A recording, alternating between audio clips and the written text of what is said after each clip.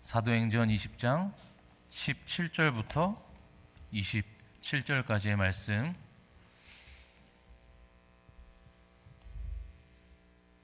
네, 오늘 우리가 함께 한 절씩 교독하겠습니다.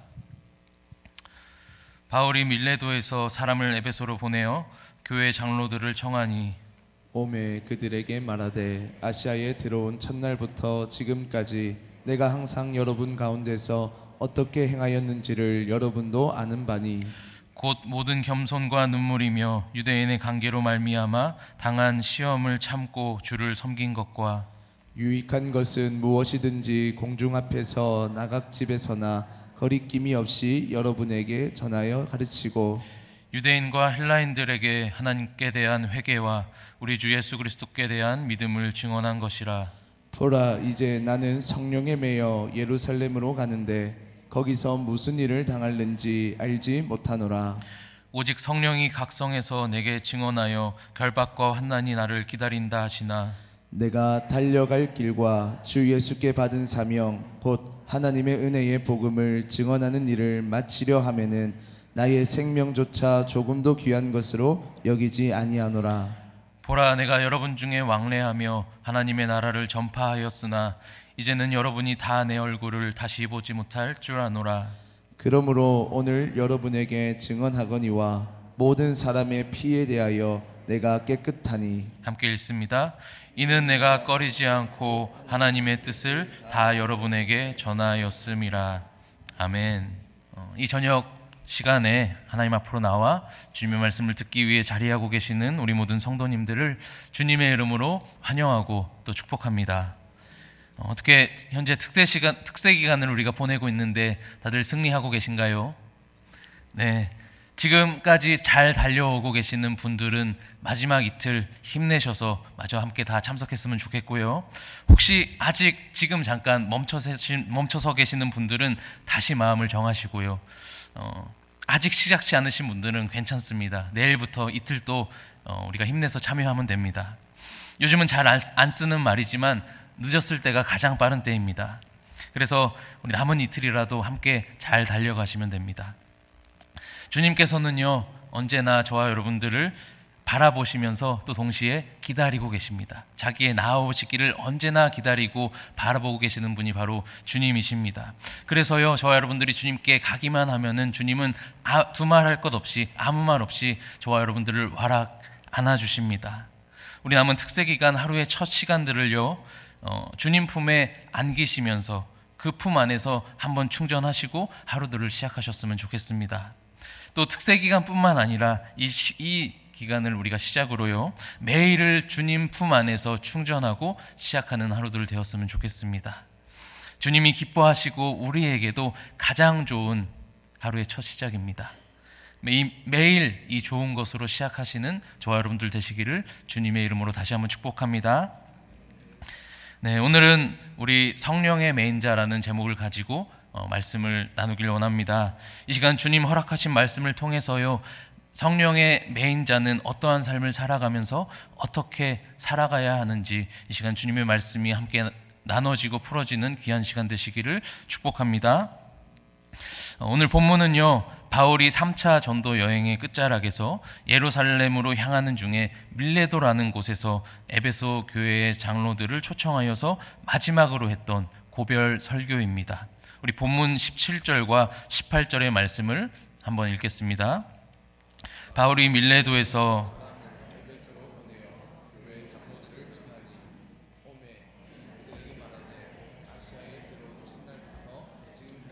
내가 항상 여러분 가운데서 어떻게 행하였는지를 여러분도 아는 바니. 아멘. 우리 앞서 말씀드린 대로요 바울이 밀레도에서 사람을 보내가지고 에베소 교회 장로들을 초청합니다. 그래서 에베소 교회에 그 지도하고 있던 장로들은 초청에 응하여 왔고 곧바로 바울은 말하기를 시작하는데 지금 무엇이라 말하였습니까? 아시아에 들어온 첫날부터 지금까지 내가 항상 여러분 가운데에서 어떻게 행하였는지를 여러분도 아는 바니. 여기서 행하였다라고 번역된 헬라어 단어는요 기노마이인데요 이것은 바울이 말하고 행했던 지금까지 말해오며 행해왔던 모든 것 전체를 가리킵니다.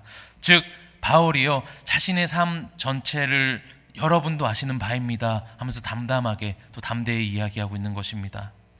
부끄러움 없이 바울이 사역하였기 때문에 아마 그들 앞에서 이렇게 당당히 이야기할 수 있었던 것 같습니다. 그러면서 마지막 고별 설교인 만큼 먼저는 자신이 행하였던 것, 그동안 자신이 어떻게 사역을 해왔었는지 그 사역의 상들을 그려가면서 이야기를 해나가기 시작합니다.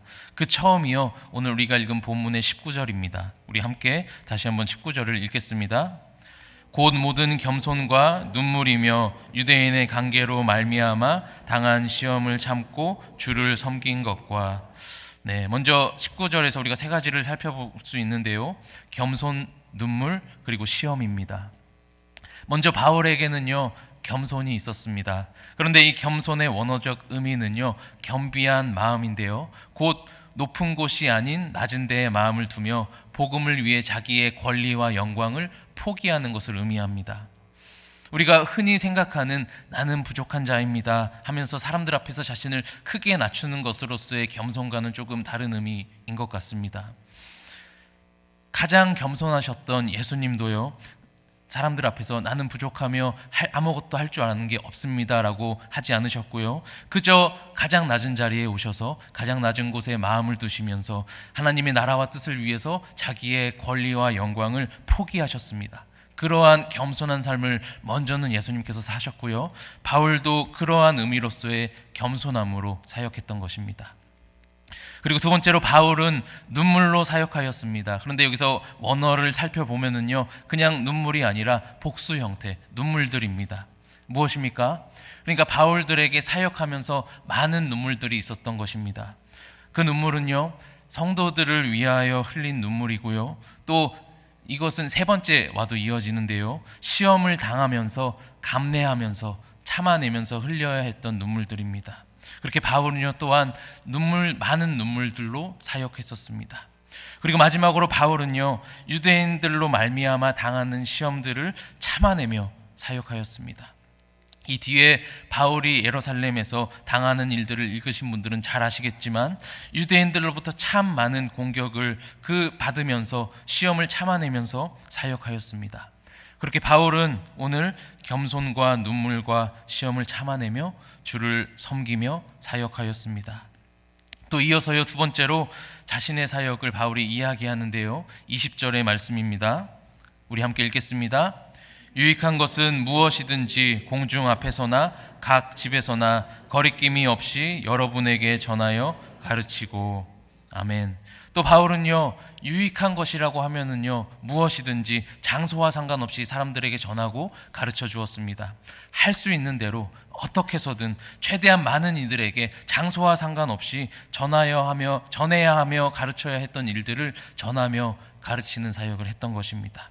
많은 어려움이 있었음에도 말입니다. 그러면서 21절입니다. 유대인과 헬라인들에게 하나님께 대한 회개와 우리 주 예수 그리스도에 대한 믿음을 증언한 것이라. 여기서 헬라인은 이방인을 이야기합니다. 그러니까 지금 바울은 유대인과 헬라인 모두에게 전하였는데, 특별히 이방인에게는 오늘 본문의 앞부분 하나님께 대한 회개를 전하였을 거고요. 그러니까 그들이 자신의 인생에서 이제 다시 자신들을 지으신 하나님께로 돌아오라 촉구하며 그 회개를 전하였을 거고요. 유대인에게는 그 뒷부분 주 예수 그리스도께 대한 믿음을 증언하였을 것입니다. 당신들이 거부하며 당신들이 십자가에 못 박아 죽었던 그 예수가 바로 하나님께서 보내신 구원자 메시아다, 그리스도다 라며 유대인들에게 증언하였을 것입니다. 이렇게 바울은요 많은 눈물들과 또 어려운 시험들이 있었음에도 겸손함으로 복음을 위해 자기의 권리를 포기하면서 유대인이든지 이방인이든지 상관없이 공중 앞에서나 집엔 앞에서나 장소와 상관없이 어떻게 하서든지 전하며 가르치는 사역을 그가 예수님을 만난 이후서부터 지금까지 그렇게 그 사역을 하며 달려왔던 것입니다. 바울 대단하죠? 심지어는 지금 바울이 최종적으로 어디를 향하고 있습니까? 바울은 이제 최종적으로 예루살렘을 향하고 있습니다. 궁극적으로는 로마이지만 지금 현재는 예루살렘을 향하고 있습니다. 그런데요, 바울이 예루살렘에 가게 되면은 이제 잡히게 될 거거든요. 안 그래도 지금 유대 지도자들이 그 바울을 잡아서 어떻게 하면 잡을까, 어떻게 하면 죽일 수 있을까 의논하면서 그렇게 눈에 불을 켜고 있는데, 어느 정도냐면은 바울이 이제 예루살렘에 가기 전에 두로라는 곳에 들릅니다. 그런데 그 두로에 갔을 때 그들의 제자들이 성령의 감동으로 예루살렘에서 바울이 당하게 될 일을 알게 되고 나서 바울을 만류합니다. 예루살렘에 가지 마세요. 또 빌립의 집에서도 어떤 한 선지자가 성령님께 말씀을 듣고 그 띠의 주인은 바울의 띠였는데 이 띠의 주인이 유대인의 손에 이방인에게 넘겨지게 될 겁니다. 이야기했을 때 또 그 집에 있던 사람들도 바울에게 가지 마세요 이야기했습니다. 그리고 심지어는 바울도 어느 정도는 본인이 어떻게 될지를 알고 있었습니다. 오늘 본문 23절입니다. 함께 읽겠습니다. 오직 성령이 각성해서 내게 증언하여 결박과 환난이 나를 기다린다 하시나. 결박과 환난이 나를 기다린다 하시나. 결박과 환난이 있을 것을 지금 바울도 알고 있었던 것입니다. 그런데도요, 바울은 지금 예루살렘으로 향하고 있는 것입니다. 지금껏 눈물과 시험 가운데에서 사역했음에도 또 그 사역을 지금 이어가려고 하는 모습입니다. 바울은 어떻게 그럴 수 있었습니까? 어떻게 바울은 그 상황 속에서 다시 한번 예루살렘이라고 하는 그곳을 선택하며 그곳으로 향하는 삶을 결정할 수 있었습니까? 오늘 본문 22절입니다. 우리 다 같이 읽겠습니다. 보라, 이제 나는 성령에 매여 예루살렘으로 가는데 거기서 무슨 일을 당할는지 알지 못하노라. 바울이 어떻게 예루살렘으로 갑니까? 성령에 매여서 예루살렘으로 가는 것입니다. 그러니까 바울이 지금 그 어려운 상황 속에서도 지금까지 그렇게 눈물과 시험 속에서도 사역해 왔는데 그럼에도 불구하고 또다시 예루살렘으로 가려 했던 것은요, 그가 바로 성령의 매인 자였기 때문입니다. 또한 그때까지 많은 시험과 눈물들 속에서 겸손히 사역하면서 자신이 할 수 있는 모든 방법으로 전하며 가르치며 증언하는 그 사역을 감당할 수 있었던 이유는요, 그가 바로 성령의 매인 자였기 때문입니다. 성령의 매인 자였기 때문에 현재 본인에게 처하게 될 상황이나 환경과 상관없이, 또 앞으로 자기에게 처하여질 상황과 환경과 상관없이 그는 하나님의 일을 선택하며 감당할 수 있었던 것입니다. 사랑하는 성도 여러분, 이 대목에서 우리는요, 성령이 누구시며 성령으로 산다는 것은 도대체 무엇인지, 성령에 매여 산다는 것이 무엇인지 다시 생각해 보아야 할 것입니다. 먼저 성령님은 누구십니까? 성령님은 우리 안에서 하나님의 뜻을 가르쳐 주시며 그 뜻대로 살아가도록 우리를 인도해 주시고 끌고 가 주시는 분이십니다. 내 뜻을 우리 안에서 기각시키시고 심지어는 우리의 자아를 파쇄시키시면서 오롯하게 우리 안에 하나님의 뜻만을 남겨주시는 분이 바로 성령님이십니다. 성령님은요, 바울에게 가야 할 길을 가르쳐 주셨습니다. 해야 할 바를 알려주셨습니다. 그런데 그것은 바울의 뜻은 아니었죠. 누구의 뜻이었습니까? 하나님의 뜻이었습니다. 그래서 성령님께서는 바울 안에서 바울 그 자신의 뜻을 제하시고 하나님의 뜻을 남겨두셨습니다. 결국에는 바울이 그 하나님의 뜻을 따를 수 있었던 이유는 반복하여 말씀드리다시피 바울은 성령님께 매인 자였기 때문입니다. 성령님께서 그를 끌고 가셨기 때문입니다. 따라서요, 우리가 성령을 따라 산다는 것은요, 이제 더 이상 내 뜻이 아니라 성령님께서 내 안에서 가르쳐 주시는 하나님의 그 뜻을 따라, 성령님께서 내 안에 남겨주시는 그 하나님의 뜻을 따라서 성령님께서 끌고 가시는 그 삶대로 끌려가는 삶인 것입니다. 그런데 여기서 너무나도 중요한 것은요, 한 사람이 그렇게 성령에 매여 살게 되면은요, 그 주변은 반드시 살아나게 된다라는 것입니다. 바울이 그렇게 성령의 매인 자로 살았기 때문에 주변에 누가 살아났습니까? 많은 유대인들과 이방인들, 특별히 그 이방 땅에 많은 교회들이 생겨나면서 많은 이들이 복음을 듣고 생명으로 나올 수 있지 않았습니까? 이처럼 누군가가 성령에 의해서 그 성령에 매여 살게 되면은요, 그 주변은 반드시 살아나고 생명을 얻게 됩니다. 그런데요, 여기서 우리가 바울보다 먼저 더 주목하여 보아야 할 분이 계십니다. 그분이 누구십니까? 그분은 바로 먼저 하나님의 뜻에 따라 철저히 먼저 순종의 그 삶의 본을 보여주신 예수 그리스도십니다. 그분이 바로 그리고 먼저 성령에 매여 사신 분이십니다. 마가복음 1장 9절부터 11절까지의 말씀인데요, 제가 읽겠습니다. 그때 예수께서 갈릴리 나사렛으로부터 와서 요단강에서 요한에게 세례를 받으시고 곧 물에서 올라오실새 하늘이 갈라짐과 성령이 비둘기같이 자기에게 내려오심을 보시더니 하늘로부터 소리가 나기를 너는 내 사랑하는 아들이라 내가 너를 기뻐하노라 하시니라. 아멘. 예수님께서요 공생애를 시작하시면서 가장 처음 세례 요한에게 가서 세례를 받으십니다. 그때 예수님께 성령님이 임하셨는데요, 그러고 나서 예수님께서 처음 성령님께 이끌리셔서 하신 일이 무엇입니까? 우리 그 뒤에 말씀이거든요. 12절입니다. 함께 읽겠습니다. 성령이 곧 예수를 광야로 몰아내신지라. 성령님께서 예수님을요 광야로 몰아내셨습니다. 여기서 몰아내다라고 번역한 헬라어 에크발로는요 내던지다라는 뜻을 가지고 있습니다. 그러니까 지금 예수님께서 처음 공생애를 시작하시면서 세례를 받으시고 나서 성령에 매여 사신 첫 번째 그 삶이 성령님에 의해서 광야로 내던져진 삶이었습니다. 그러면서 13절이요 다 아시는 내용이죠. 제가 읽겠습니다. 광야에서 40일을 계시면서 사탄에게 시험을 받으시고 들짐승과 함께 계시니 천사들이 수종들더라. 다들 알다시피 광야에서 40일 동안 계시면서 사탄에게 시험을 받으셨습니다. 예수님은 하나님이십니다. 그래서 예수님은요 시험을 받으셔야 할 분이 아니십니다. 그러나 예수님은 성령님의 매인자로서 자기의 권리를 철저하게 포기당하셨습니다. 성령님께 매이자마자 말입니다. 이제 이후에 계속해서 예수님은요 성령님에 의해 사역하셨습니다. 성령님께 끌려가셨습니다. 그리고 그 끝이 어디입니까? 십자가입니다. 성령님께서는 예수님을 이끄시며 결국에는 십자가로 인도하셨습니다. 왜입니까? 그것이 바로 예수님을 향한 하나님의 뜻이셨기 때문입니다. 예수님은 순종하셨고 성령님은 예수님 안에서 순종시키셨습니다. 그렇게 먼저 예수님께서 성령의 매인 삶을 사셨기 때문에 저와 여러분 모든 사람이 다 생명을 얻고 구원을 얻으며 그 생명을 누리는 삶을 살게 되었습니다.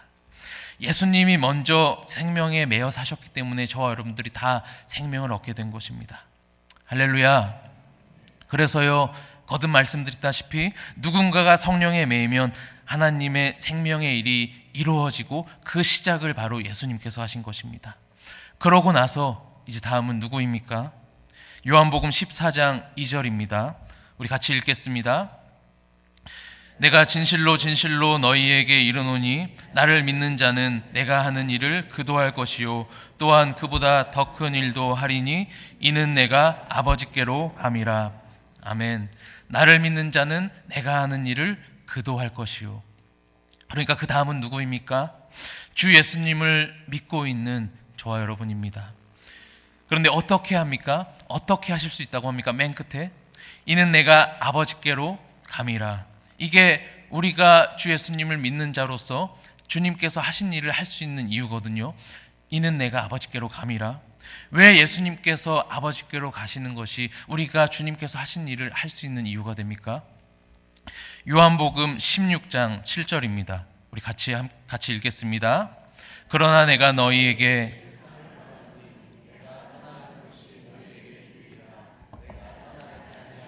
보혜사가 너희에게로 오시지 아니할 것이요 내가 아멘. 예수님께서 가면 누가 오신다고요? 성령님께서. 예수님께서 이제 아버지로 가시면은 이후에 보혜사 성령님께서 오시기 때문에 이제는 그 성령님께 매여서 예수님께서 하신 그 일을 주를 믿는 모든 자들도 할 수 있게 되는 것입니다. 그래서 오늘 바울이 성령에 매인 채 예수님께서 하신 그 일, 성령에 매여서 하나님의 생명의 일을 감당하는 그 일을 해낼 수 있었던 것입니다. 어떻게요? 성령에 매여서. 사랑하는 성도 여러분, 이제는요 저와 여러분들 차례입니다. 이미 그렇게들 살고 계시겠지만 주님을 믿는 자로서 우리는 이제 주님이 하신 일을 나도 하며 살아야 하는 것입니다. 곧 생명의 일입니다. 어떻게 가능합니까? 성령의 매임으로 가능합니다. 그래서요, 오늘 또 우리는 성령님을 사모하며 성령 하나님을 구해야 하는 것입니다. 우리가 하나님 앞에 어떤 눈에 보여지는 능력을 얻기 위해서가 아니라 주님을 믿는 자로서 철저하게 내 뜻이 아닌 하나님의 그 뜻대로 내 권리가 포기되어지면서 생명을 살리는 이 일에, 주님께서 하신 이 일에 동역하며 동참하기 위해서 우리는 오늘 또 주님 하나님 앞에 나아가 성령을 구해야 하는 것입니다. 그래서 오늘 또 예수님께서 누가복음에 구하고 두드리고 찾는 이에게 성령을 주시겠다 약속하지 않으셨습니까? 누가복음 11장 9절, 10절 그리고 13절을 우리 함께 읽겠습니다. 내가 또 너희에게 이르노니 구하라 그러면 너희에게 주실 것이요 찾으라 그러면 찾아낼 것이요 문을 두드리라 그러면 너희에게 열릴 것이니 구하는 이마다 받을 것이요 찾는 이는 찾아낼 것이요 두드리는 이에게는 열릴 것이니라. 13절입니다. 너희가 악할지라도 좋은 것을 자식에게 줄 줄 알거든 하물며 너희 하늘 아버지께서 구하는 자에게 성령을 주시지 않겠느냐 하시니라. 아멘. 우리가 주님 앞에 나와 구하고 찾고 두드리는 것은요, 우리의 원함을 따라서 구하고 찾고 두드리는 것이 아니라 성령을 구하라는 말씀인 것입니다. 그러면 어떻게 하신다고요? 성령을 주시지 않겠느냐? 성령을 주시기로 주님 약속하신 것입니다. 그래서 우리가 기도할 때는요, 반드시 약속의 말씀을 붙잡고 기도하는 것입니다. 주님, 구하고 찾고 두드리는 자에게 성령을 주시겠다 약속하셨으니 오늘 제가 주님 앞에 구하오니 주님께서 약속하신 대로 성령님을 보내주옵소서 기도하는 것입니다. 사랑하는 성도 여러분, 저와 여러분 모두 하나님 앞에 나아가 성령을 구하시기를 축복합니다. 주님 하신 일을 나도 하기 위해, 주님 행하신 그 생명의 일을 나도 하기 위해 성령 하나님을 구하시기를 축복합니다. 이제 그렇게 주님 주시는 성령으로 말미암아 우리가 성령에 매일 때요, 우리는 예수님처럼 또 오늘 또 우리가 본문에서 확인한 그 바울처럼 삶을 다해 주님을 섬기며 생명의 일을 감당하게 되는 것입니다. 그러면서 결국에는 이 고백도 드릴 수 있게 되는 것입니다. 24절의 고백입니다. 우리 함께 읽겠습니다. 내가 달려갈 길과 주 예수께 받은 사명 곧 하나님의 은혜의 복음을 증거하는 일을 마치려 하면은 나의 생명조차 조금도 귀한 것으로 여기지 아니하노라. 아멘. 주님 주신 사명, 주님의 그 이 은혜의 복음을 증거하는 일을 마치기까지 나의 생명 조금도 귀한 것으로 여기지 않겠습니다. 성령님이 임하시면 우리가 비로소 이 고백을 할 수 있게 되는 것입니다. 이 고백이 사실은 쉽지 않습니다. 굉장히 어려운 고백입니다. 저는요, 한동안 나의 모습 나의 소유라는 찬양을 부르지 못했습니다. 후렴의 가사를 아시죠? 나의 생명을 드리니, 그 고백부터 이미 멈칫하는 것입니다. 못 부르겠더라고요. 그래서 한동안 못 불렀습니다. 한동안. 뒤에 이제 나의 생명을 드리니 주 영광 위하여 사용하옵소서, 그 뒤에 구절도 못 부릅니다. 내가 사는 날 동안에 기쁨의 재물 대리 못 부르겠더라고요. 두 손 들고 찬양합니다도 마찬가지입니다. 마지막 가사를 기억하십니까? 주님 앞에 내 생명 드리리라 못 부르겠더라고요. 못 드리겠더라고요. 그런데요, 이제는 부릅니다. 감사히 부릅니다. 감사하게. 어떻게죠? 부를 수 있는 이유는 제 어떤 의지나 결단에 의해서 부를 수 있게 된 것이 아니라요, 성령님께서 이제는 제 안에서 저를 사로잡고 계시기 때문입니다. 물론 또 실제로 이 가사와 같은 상황, 나의 생명을 드려야 하는 그 상황이 오면은 또 혹시 저는 멈칫할지 모릅니다. 그래서 우리는 날마다 하나님 앞에 나아가 성령 하나님을 구해야 하는 것입니다. 어쨌든 그때 가지고 오진 않았지만 지금은 성령님께 매여서 그 찬양의 고백을 부를 수 있습니다. 성령에 매여서 고백할 수 있게 되었고, 또 한 가지 성령님께서 그 이후의 일들도 깨닫게 해주셨기 때문에 이제는 제가 이 고백을 하나님께 드릴 수 있게 되었습니다. 요한복음 14장 12절의 말씀을 우리 다시 한번 보면 좋겠는데요, 함께 다시 한 번만 읽겠습니다. 시작. 내가 진실로